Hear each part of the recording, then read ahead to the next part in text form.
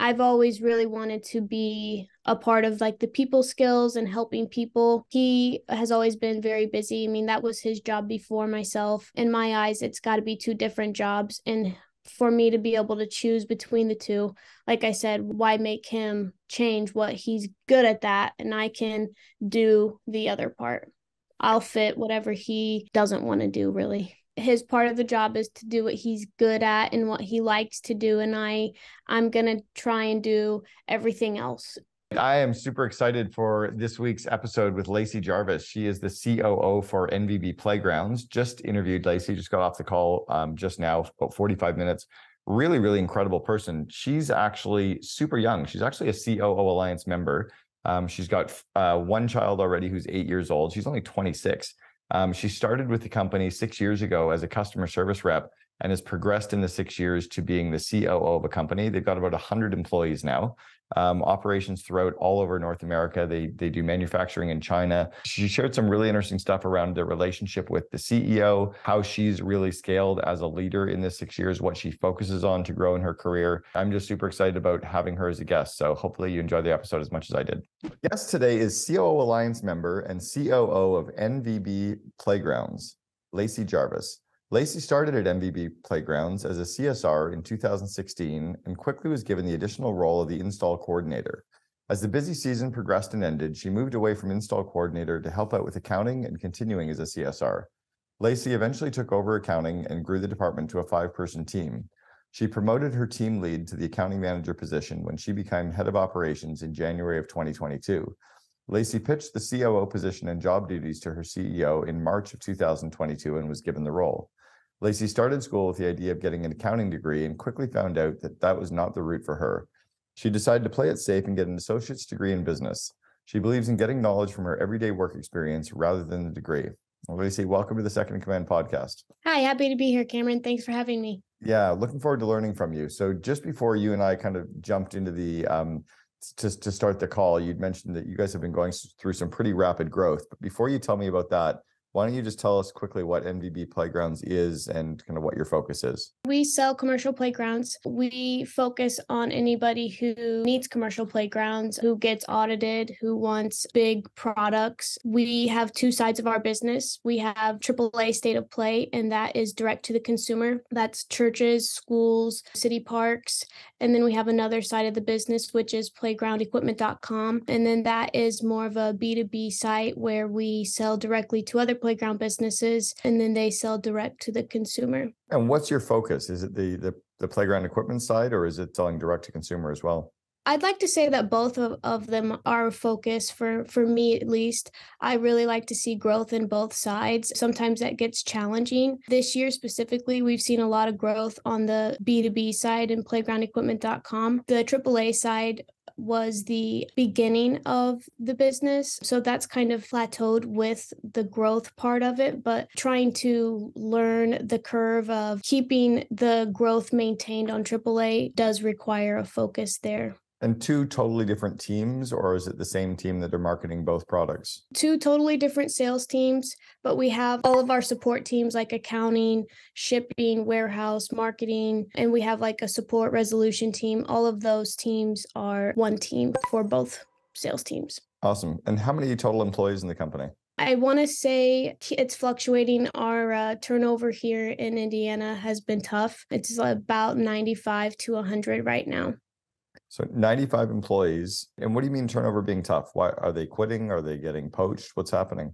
Quitting. We've had a lot of people just not show up for interviews. We've onboarded them and they filled out all of their paperwork and then they just don't show up for their first day. What's going on with that? I don't know. And they don't answer their phone. I mean, we try to reach out to them and it's wild, Cameron. I just don't get it. Okay, the 95 to 100 staff, what's the mix between kind of the install side of the business, or are you actually third partying the install because you're selling all over North America? Yeah, we third party that out. We have an installation team of 2 and they coordinate all of that with our installer. So we have a local team here on the AAA side and they do probably half of our installs. Last year, we had a little over 200 installs. I haven't run numbers this year, and half of those were Indiana, but the other half were all over the country. But we think we've got 5 installers that we run our installs through. It's pretty tough to keep that running. God love our install coordinator. She runs and makes phone calls all day long, trying to make sure that things stay moving with shipping deadlines and, calling in the lines and keeping the installers updated and keeping customers updated and getting all the paperwork signed. I mean, there's a lot to it, and she does a great job. Now, are you guys manufacturing your own playground equipment as well, or are you purchasing that and then selling it? How's that work? We import it. We have a great relationship overseas in China. We have a private label brand, and we actually have a couple of products ourselves that we have designed, sent over, and had our own molds made. And we have a design team here in-house that they're all CPSI certified minus one who just started, but they all know like the general guidelines of how the safety codes and how things should be built. So we design everything here, and then it gets manufactured overseas and then imported here. Now, and you've been with the company for 6 years. What was the size of the company when you joined them? Because you mentioned that you had 80% growth in the last 12 months. What was the size of the company in terms of employees when you joined? I want to say there was 15 office workers, and I don't remember how many warehouse workers there were. Like, have you kind of doubled or tripled the size of the number of employees, or? Well, in the warehouse, again, I don't know how many there were starting out, but I know right now we've probably got 45 out there. And then so that leaves about 50 employees in the office. So tripled almost. Easily tripled. So, when you're coming into the organization, you're a customer service rep, and then, 6 years later, you're COO. I mean, that's not a very common story. What's your growth been like, and why did that work? It's been a challenge. I like to learn every day. I think that that's something that's helped me succeed personally. I like to better myself, which helps me better my team. That's something that I try to thrive on for myself. Starting out as a customer service rep and just learning every aspect of the business was something that was really, really intriguing to me. And then understanding like both sides of the business and understanding the aspects of how each one worked. It was kind of my first office job and business in general. And I thought it was such a neat business plan. And I thought, who could have ever thought of this? Like this, and then on top of it, like playgrounds, like I would have never in my life guessed that playgrounds was such a big commodity. It was always fun, but not like kid playground fun, but like business adult fun to learn, as crazy as that sounds. No, I like the way that you're actually explaining it too. Like it does actually make a lot of sense. How many states were you selling in when you joined? Were you all throughout the US when you joined already? Yeah. Yes, we've always been throughout the US. When did the company start? 2006. Oh, wow. So it's really not that old. No, nope. They started in the owner's house in 2 of their bedrooms, and then they moved to the owner's basement as they got more employees. Then they moved to a warehouse that they had built in 2015. And then I started in 2016, and growth every single year exponentially. It's the summertime that really gets us, and it's a challenge, which is really fun. It's bittersweet, definitely. I like the idea, the opportunity in the playgroundequipment.com where you're actually selling direct to other suppliers. Is that a big growth opportunity for the company then as well? Is that a big focal point?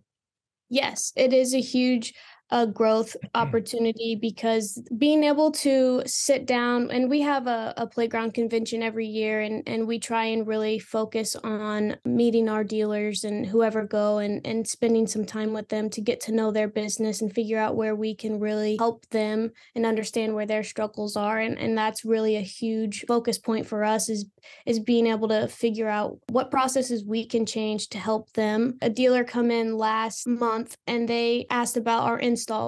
They asked how we did them, or I asked for some tips and tricks. And it's nice that we can give them ideas and help them with their business and teach them things as well.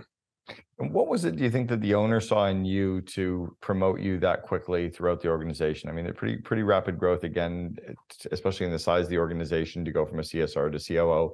What do you think it was that they saw in you? I think that at the beginning, it was my hard work and determination.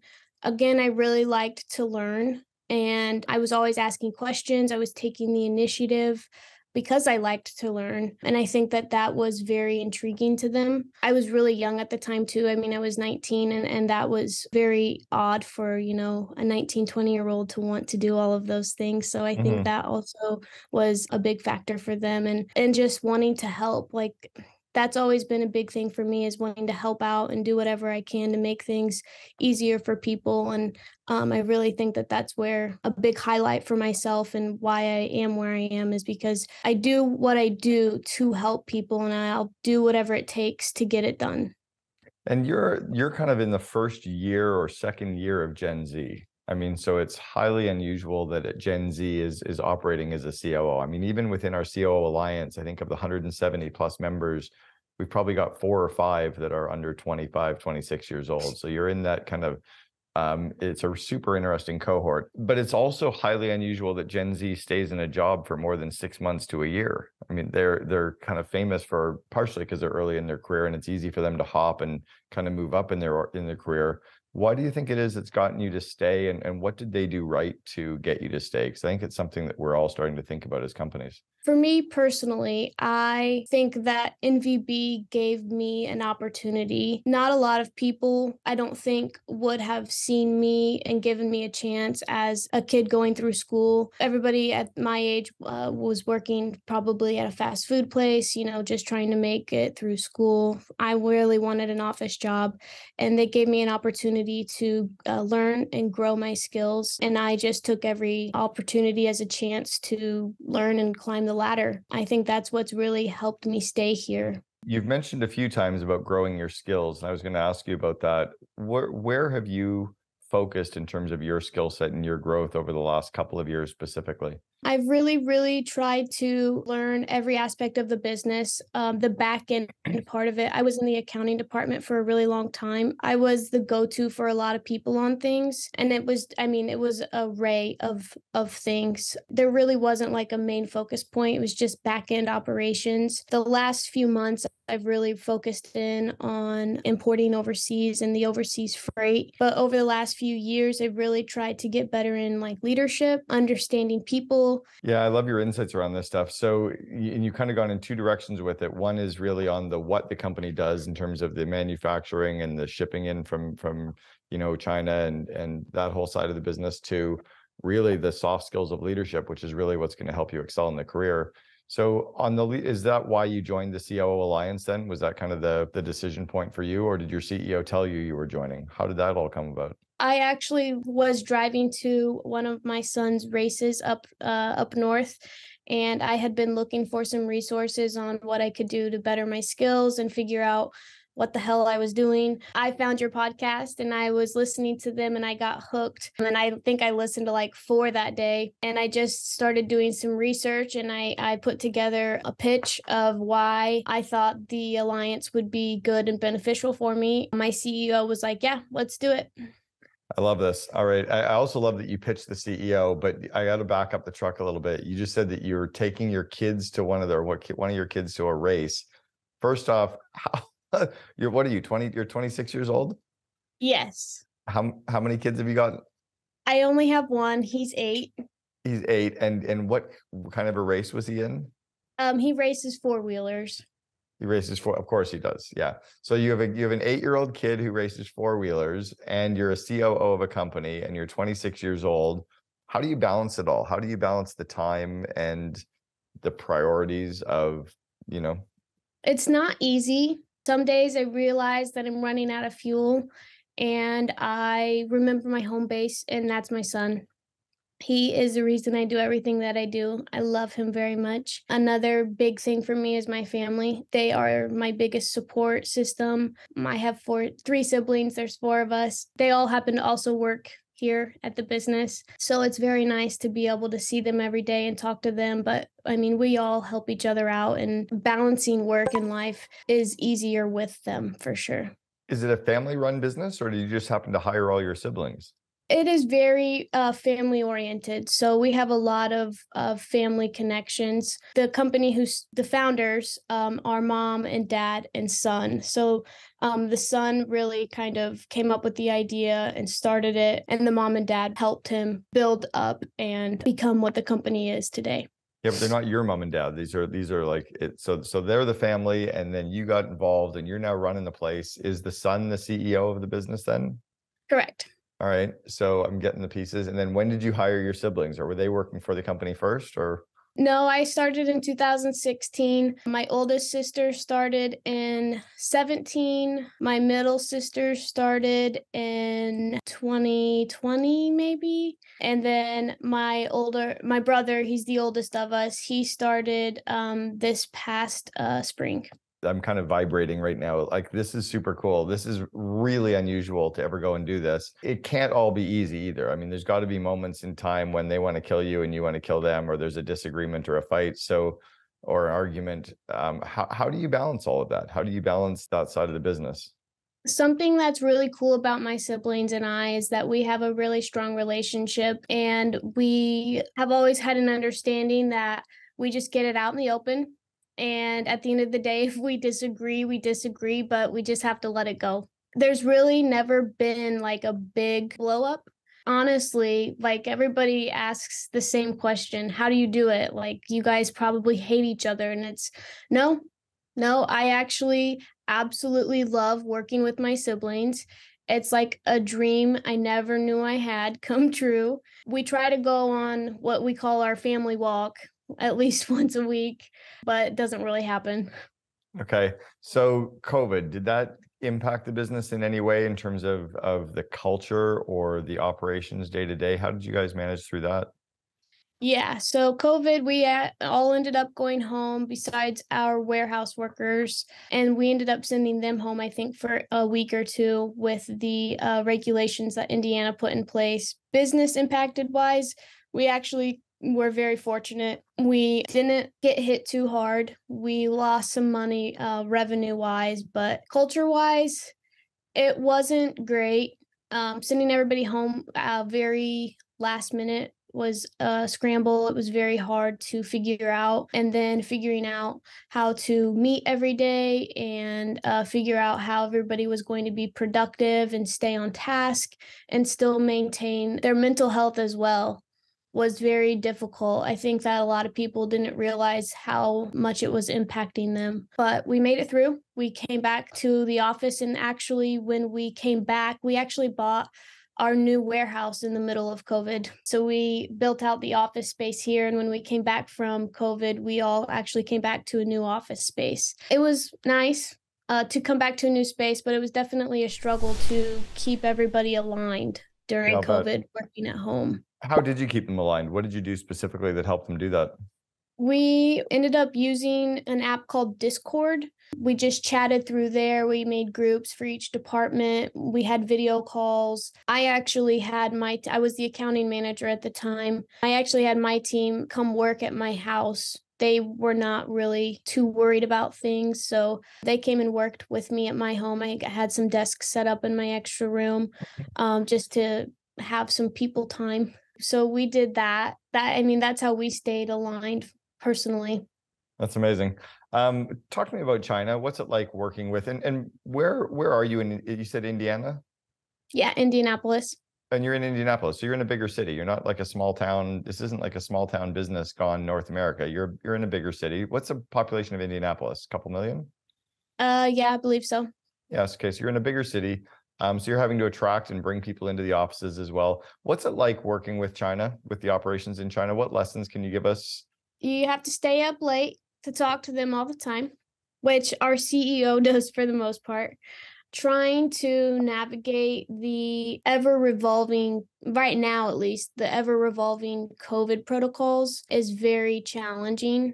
They're always changing, which is always putting our plans up in the air based off of getting our goods out of the country. We have a really great relationship with our partner over there, and they work with us very well, thankfully. So they are almost always able to get our containers filled and at the port in time, but it's always a giant question mark. Yeah, that's got to add a layer of stress.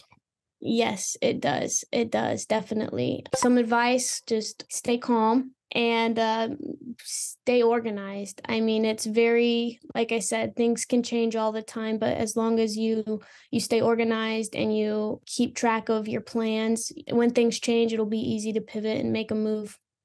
How about culturally? What kind of cultural lessons can you give us in terms of like your meetings with them or communication with them?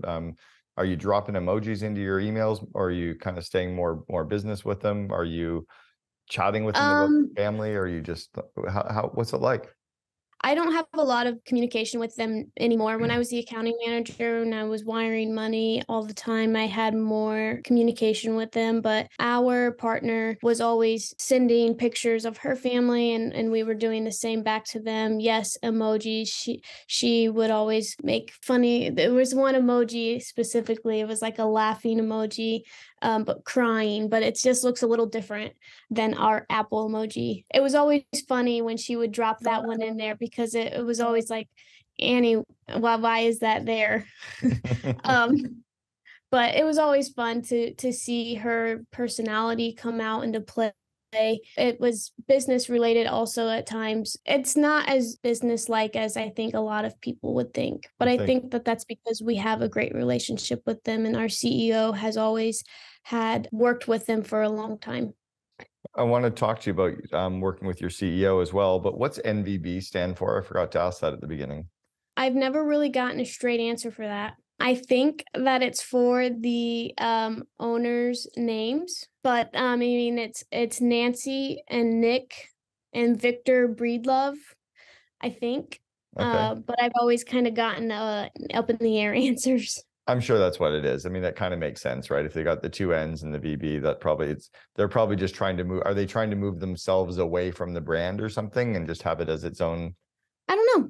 I'm not quite sure. It's interesting. I wonder if they're doing that just to not look small, because sometimes when the owner's name's on the brand, it can appear to be a smaller business. But if you go with NVB Playgrounds, it just seems like a bigger brand all of a sudden, which Yeah, that makes sense. So that you've got you and the CEO, and you have some pretty clear delineation between your roles and responsibilities. So how did you decide what those roles were going to be, and how do you stay in your own lanes now? Our CEO, Nick, he has always really enjoyed having that communication with the overseas manufacturers. He's always been great at it. Why change that? I've always really wanted to be a part of like the people skills and helping people. He has always been very busy. I mean, that was his job before myself. In my eyes, it's got to be two different jobs. And for me to be able to choose between the two, like I said, why make him change what he's good at that, and I can do the other part. I'll fit whatever he doesn't want to do, really. God, you're totally speaking to me on some stuff. So my next book is launching in January of 2023, and it's called The Second in Command, and it's how to unleash the power of a COO. And one of the things I talk about is the COO needs to take all of the areas of the business that the CEO doesn't love to do and drains them of energy. And that's kind of exactly what you're speaking to. So we've got an in-person event coming up in April for the COO Alliance, and the theme of it, we haven't even told our members, and we've already got people signing up for it, but the theme of it is all around going deep in terms of the communication and the trust and the relationship between you and the CEO, and then also with you and your leadership team and your employees. How do you get that deep trust and relationship with your CEO? Are you guys doing anything specifically to build and continue to build a strong relationship and trust? I think that early on there was a trust factor in there. That's why I was promoted very quickly. There's always been issues with trust with him and trying to let things go task-wise. Mm-hmm. He does not like to not do things. And it's hard for a CEO in general to let go of things, which could really make or break a lot of companies. From what I'm learning is when a CEO doesn't let tasks go so that the business can build. Nick's been pretty good about letting things go as long as I can help guide him. You're also good, it sounds like, of even taking stuff off his plate, because it sounds like he's kind of that radical self-reliant that he'll do it himself but it sounds like you come up and just say, that's mine, I'll take that. Like, is that true? Or are you asking to take things over? Yes. He doesn't like it very much, but I keep trying to remind him that his part of the job is to do what he's good at and what he likes to do. And I'm going to try and do everything else. Where is he learning? Is he a part of any mastermind groups or CEO groups at all? I think I've inspired him to find one after I joined the COO Alliance and how much I've loved it. So he's been looking at some places as well. All right. So but not yet.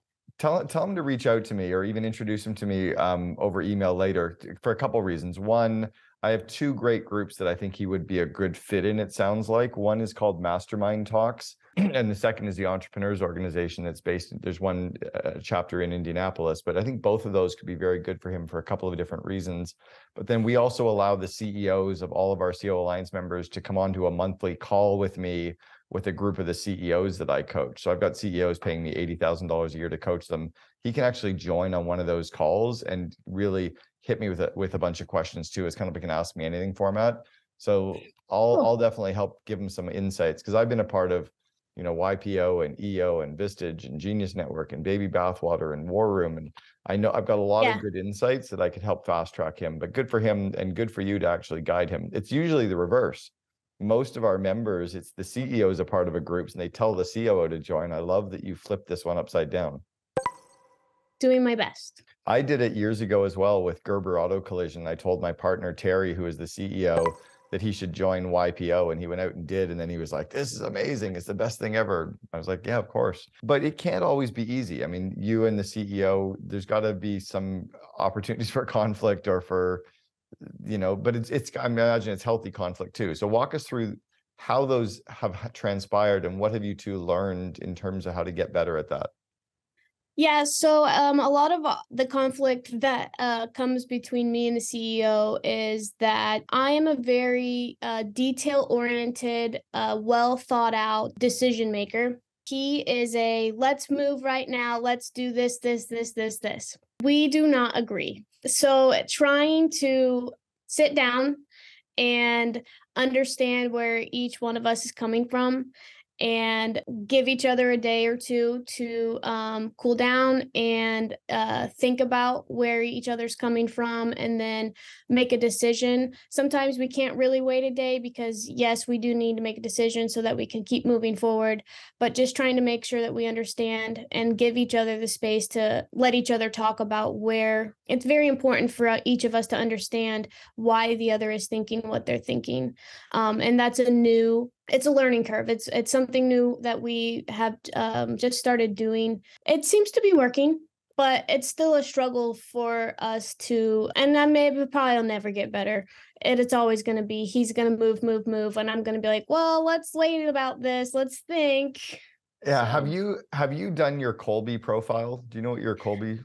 No, I haven't. I've been meaning to, but you know how things are. All right. I want you to get it done this week. Do the Kolbe A profile. Have him do his Kolbe A profile as well. If you send me both of your numbers, I'll just do a quick Loom video and give you some snapshots as to things that will help you get in sync real quickly. But my gut is that his Kolbe profile is going to be roughly 4393, which is a very high quick start, which quick starts are basically they shoot now and they aim later. They're winging it, they're shooting from the hip, they're perpetual motion machines, they're idea generation machines. Your profile is probably very high on the first two numbers. You're probably more like an 8633, which means you ask a lot of questions or put systems in place to start projects. Yes. So you like to ask enough questions, and that's where the sync issue and the opportunity is going to be. And Kolbe will also do a call with you for like $100 or $150. They'll do a call with both of you and walk both of you through your profiles and teach you how to mesh them together. Because you won't change him, nor do you want to. He can't change you, nor does he want to. But the key is, how do you get that yin and yang relationship, right? How do you actually, fit perfectly together? So right. It's cool that you're going through it. It's really cool. It's really cool. Yeah, right. Until it's not. How about with some of your core employees? What's the what are you working with them on right now? Let's see, like your direct reports. Yeah, so I have most of our managers on as my direct reports, and it's really neat to see. We just started kind of doing our manager meetings. I think our first one was in August, so it's still kind of like a new leadership group. They've all been managers for a while, but coming together as a team and being together has been really neat to see them grow so far. Something I'm really, really excited about is their potential. And that's why I think it's really important for me to be able to figure out how to tap into that potential and to see where sometimes they don't know where they're struggling. They've never had the opportunity to move forward in some aspects. A lot of our managers have always been tied down with tasks. We get very busy in the summertime and they don't have time to manage. And I'm really, really pushing to make sure that our managers have a lot of tasks off of their plate and that they have time to manage, but it's a whole new ballgame for them to manage. So being able to make sure that they know how to do that and that they are set up for success with that is going to be very fun for me to figure out how to do, but also a challenge. Make sure that you're going through the Invest in Your Leaders course and get a couple of them going through it. It'll be massive for your growth as well. But it sounds like you're really on top of it. I'm curious. You've got to have a bunch of direct reports that are older than you, and some that are probably significantly older than you. Yes, all but one. All but one. Okay. So what's the biggest age gap between you and one of your direct reports, approximately? 40 years, maybe. 40 years between you? Yeah. Yeah. Okay. So do they look at you and go, who are you? Like you're advanced for your age, or are they past that now? Like, is age no longer an issue, or? Yeah, I'd say that age definitely pops up as an issue sometimes. They struggle to understand, yes. They also struggle to understand that change just has to be made. I think that that's really where it comes in. I don't think that they really technically struggle with me. I think that at the end of the day, it's really that change is being made within the business and that they may be frightened by that. It's not truly with me, but a lot of our managers have been with us for a long time. They were with us maybe even before I started, and they're used to the way that we did business when we were smaller. And our processes are changing, and they have to. And it's very difficult to get that through some people because it is scary to change and not knowing if the change is going to work, but just believing that we're going to figure it out is really where you have to have faith. So You mentioned that you've gone through some pretty rapid growth. Any lessons on, how you got through the 80% growth last year? how we made it through is a miracle. I think that we're trying to implement more processes every single day, just writing them down, making sure that we have them documented, trying to be more transparent across departments, making sure people know things, even if it's not technically pertinent to them. It doesn't hurt in them knowing the shipping department that we're putting in a new process and support that we're notifying our sales teams of things. It doesn't hurt for them to know that. And while it doesn't impact them, we've always thought in the past, we've thought, well, it doesn't impact them. They don't need to know. We don't want to bother them with it. At the end of the day, more information is better than not enough. I would really say that is a bigger piece of the puzzle for sure. That's very cool. All right. This is usually a longer question. You kind of lean back to talk to the 21-year-old self, but geez, that's almost like yesterday for you. I want you to go back to, you were just starting in your career. Let's say you were just kind of coming into NVB. You were going to be working in customer service. You were just starting in your career. Would you give yourself any advice back then that you know to be true today? I would probably tell myself to be a little more organized, stick to an organization skill that works for me. I really struggle with that now, being so busy. Be more confident. Proven success, it means something. I think that might be it. I mean, yeah, it's only been a couple of years for me, Cameron. You're crushing it, Lacey. I don't think you have to worry about the confidence side. The fact that you keep pulling stuff off the CEO's plate is incredible. Lacey Jarvis, the COO for NVB Playgrounds. Thanks very much for joining us on the Second in Command podcast. Thanks, Cameron. This is actually truly life-changing stuff. You're facing fears, you're overcoming challenges, and that's what appealed to me. My life got changed when I went through this program. When you lift off the ground and you're sitting in that seat by yourself and you're flying over whatever you want to fly over and seeing whatever you want to see, it just puts a new perspective on everything.